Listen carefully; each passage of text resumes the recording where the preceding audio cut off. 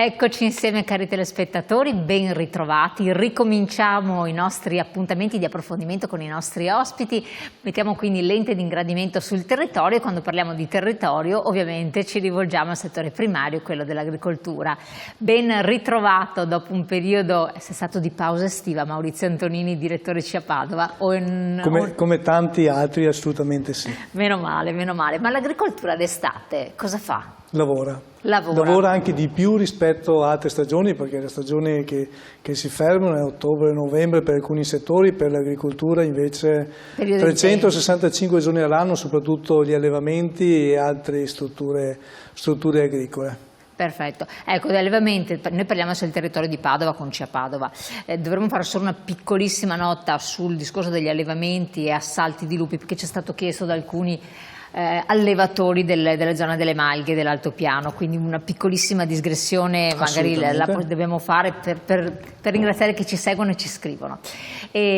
Allora, rifacciamo il punto, com'è stata quest'estate? Come si è presentato? C'è stato anche maltempo, ci sono stati degli imprevisti, però è stata un'estate buona oppure no? State alternante, nel senso che siamo in periodi più positivi con periodi molto negativi. Le ultime bombe d'acqua nel Padovano, soprattutto tra Maserà e tutta la zona del Conselvano, ha provocato diversi danni ai nostri settori. Bombe d'acqua che sempre più sono frequenti e quindi oggi la preoccupazione degli agricoltori è quella di portare a frutto un'intera stagione raccolto. Arriva la tempesta, arriva il momento in cui l'acqua è molta e quindi vanno sotto acqua intere campagne, quasi 4.000 ettari di situazioni di difficoltà abbiamo avuto nell'ultima bomba d'acqua, crea delle difficoltà delle aziende agricole perché poi il primo bersaglio delle bombe d'acqua sono proprio gli agricoltori. Quindi noi su questo dobbiamo cercare di valorizzare la loro produzione, ma soprattutto cercare di dare sicurezza del reddito ai nostri agricoltori. Ma i consorzi di bonifica per queste bombe d'acqua non si sono attrezzati in qualche modo? Per fortuna ci sono i consorzi di bonifica che oggi sempre di più cercano di manutentare il territorio, cercano di mettere a posto i canali anche di sgombro dell'acqua ed altro, e dare la possibilità anche nello stesso tempo agli agricoltori di irrigazione, perché vede, da una parte abbiamo le bombe d'acqua, ma dall'altra parte abbiamo periodi di grande siccità. Ricordiamo il 2022, ma anche gli anni successivi in cui ci sono stati periodi di grossa siccità e noi abbiamo necessità di acqua, e quindi per fortuna oggi i consorzi di bonifica danno determinate risposte a questo, però vede, anche questo è insufficiente. Noi abbiamo bisogno di un piano regionale. Già oggi la Regione Veneto ha fatto diversi interventi specifici anche su questo, e quindi gli elementi di delimitazione e quindi tutti quei elementi di intervento specifico che si è fatto anche per trattenere l'acqua, e quindi tutti i bacini sono sicuramente importanti per dare una certa risposta non solo al settore agricolo ma anche agli urbani. Però dall'altra parte abbiamo necessità di avere un fondo di investimento ai consorzi di bonifica che gli permettono ai consorzi di bonifica di fare quei interventi specifici nei fossi e nei canali, perché questo è oggi quello che noi come CIA Agricoltori Italiani chiediamo con determinazione alla Regione Veneto in primis, ma anche al Ministero, per dare la possibilità ai consorzi di bonifica di intervenire in maniera mirata in quei territori in cui oggi andiamo in difficoltà. Quindi se si intervenisse in questo modo anche le bombe d'acqua, che direi che ormai sono la norma, perché stanno diventando routine purtroppo. Sì, perché guardi, non dovrebbero danneggiare così tanto. Sì, perché benissimo i bacini, però da una situazione di emergenza dobbiamo trovare oggi una situazione che ormai le bombe d'acqua vengono, i cambiamenti climatici vengono al giorno d'oggi continuamente, e quindi noi abbiamo necessità di avere una programmazione su questo. La programmazione si fa con il denaro, con l'aspetto economico, e quindi dobbiamo dare la possibilità ai consorzi di bonifica di gestire queste situazioni che creano difficoltà nei nostri territori. Voi avete chiesto tra l'altro alla Regione, a seguito di queste recenti distruzioni di raccolti e di sospensione anche della vendemmia, perché sono caduti 120 mm di pioggia in 3 ore. E 4.000 ettari complessivamente ha compreso a livello padovano il territorio. Che non è poca roba. Di dare degli interventi per indennizzare le perdite finanziarie, economiche che sono state causate, insomma, oltre a realizzare opere idrauliche. Sì, perché vede, qui si apre un'altra battaglia e un altro elemento di valutazione che noi abbiamo necessità di fare emergere, e che è la parte assicurativa. Qualche anno fa si dava la possibilità agli agricoltori di intervenire nel premio assicurativo dal 70 all'80% del valore complessivo, e quindi l'ente pubblico interveniva per sostenere gli agricoltori. Oggi si parla da un 40 a un 50%. Cioè uno deve pagare il premio assicurativo, solo una metà viene data dall'intervento. Solo una metà viene data da parte pubblica. Però vede, oggi il problema che abbiamo dei raccolti, del cibo e di un'agricoltura sana, che vuol dire anche manutentare il territorio, vuol dire anche ambiente, vuol dire anche paesaggio, dobbiamo riconoscere agli agricoltori tutto quanto questo, e non può essere in capo solo oggi agli agricoltori di queste situazioni di difficoltà che gli agricoltori oggi si trovano. Quindi abbiamo necessità di intervenire in maniera importante da parte del Ministero, in questo caso, da parte del Ministero dell'Agricoltura, per dare i finanziamenti adeguati alle aziende agricole per l'assicurazione. Perché vede, nel momento in cui viene una tempesta oppure viene tanta acqua e quindi intere culture vanno a perdere, la redditività viene meno, e quando viene meno la redditività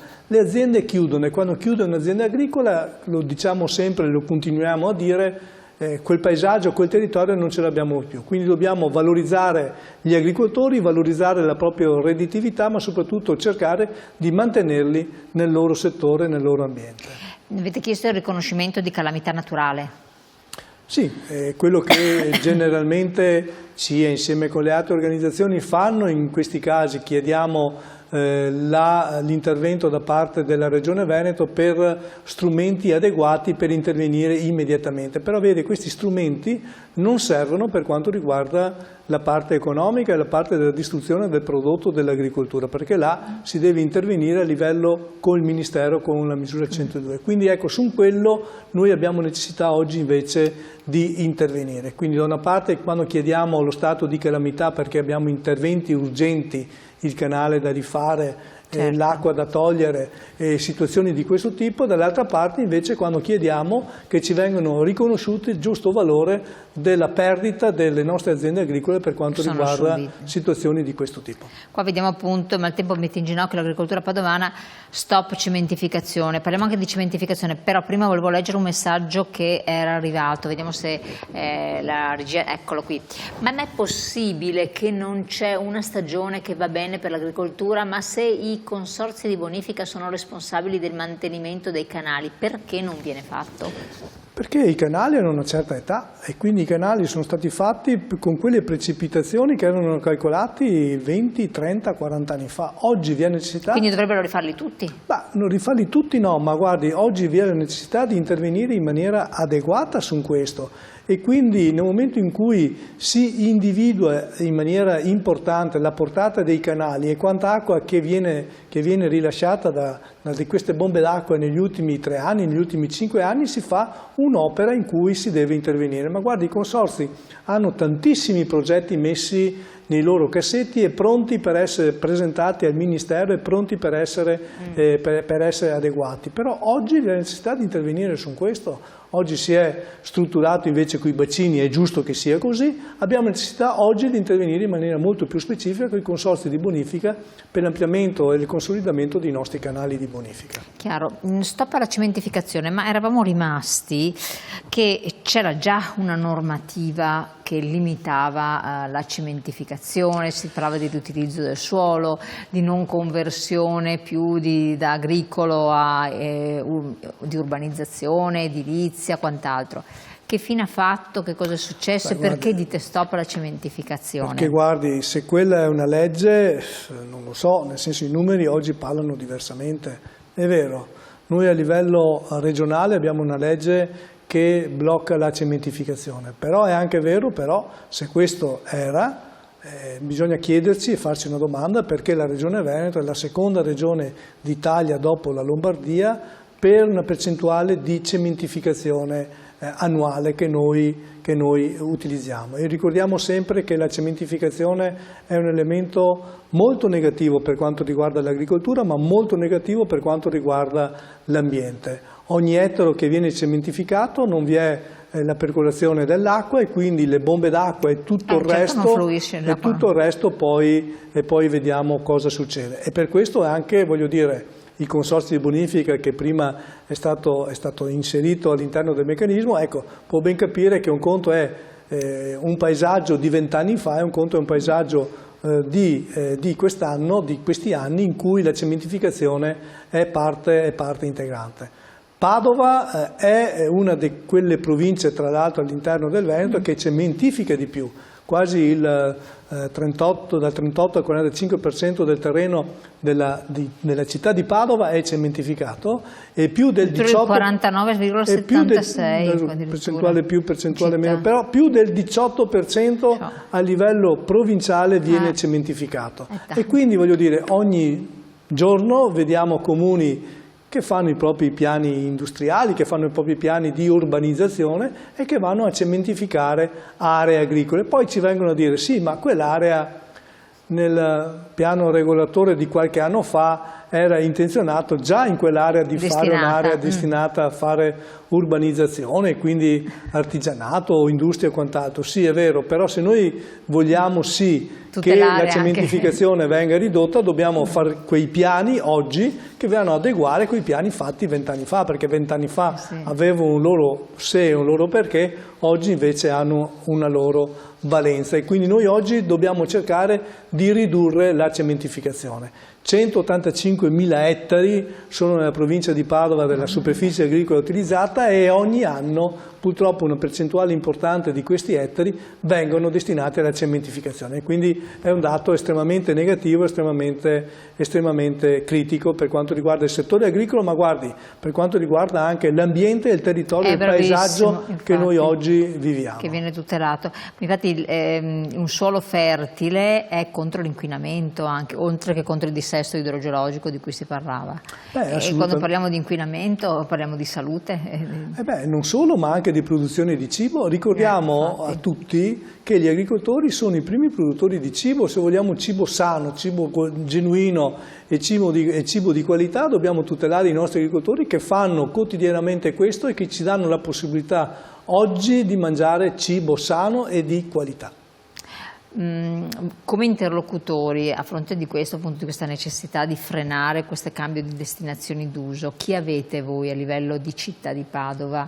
Guardi, noi dobbiamo cercare di fare tutti insieme, dalla politica alle organizzazioni agricole e tutte le organizzazioni del territorio, dobbiamo fare fronte comune, dobbiamo capire che oggi la cementificazione è un grosso problema e noi dobbiamo tutti capire, far sì che la cementificazione sia ridotta in maniera importante. Quindi è l'amministrazione del comune? Sono le amministrazioni che oggi hanno in campo questo, a meno che noi non vogliamo fare una legge nazionale che metta insieme tutte queste criticità e che dia la possibilità di intervenire in maniera seria e in maniera concreta contro la cementificazione. Però su questo dobbiamo intervenire con una legge nazionale. Quindi cambiamo il discorso, cambiamo i referenti e cambia cielo. Quando si parla di altre parti non si dà garanzie di nulla. Esatto, l'importante intanto è tenerlo sul territorio.